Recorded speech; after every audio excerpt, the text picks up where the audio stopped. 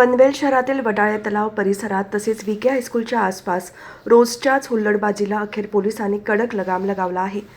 बुधवारी पनवेल शहर पोलिसांच्या विशेष पथकाने राबवलेल्या अचानक मोहिमेत तब्बल अनेक हुल्लडबाज तरुणांना चांगलाच धडा शिकवण्यात आला.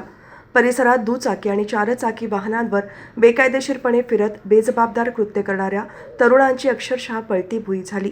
वडाळे तलाव आणि शाळेच्या परिसरात वेगवेगळ्या टोळक्यांतील तरुणांकडून मोठ्या आवाजात गाड्या चालवणे, धोकादायक स्टंट करणे, विद्यार्थ्यांना त्रास देणे, नागरिकांना धमकावणे अशी हुल्लडबाजी सलग सुरू होती.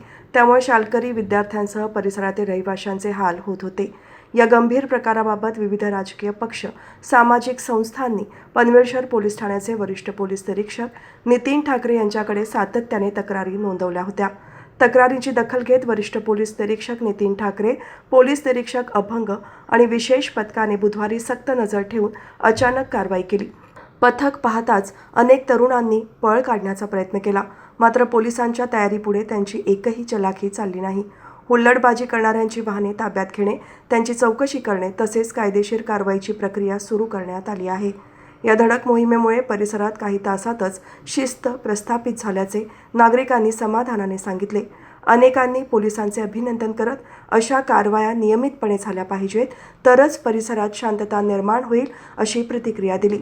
यानंतरही अशाच प्रकारचे कृत्य अजिबात खपवून घेतले जाणार नाही, कडक कारवाई सुरू ठेवली जाईल असा इशारा वरिष्ठ पोलीस निरीक्षक नितीन ठाकरे यांनी दिला आहे.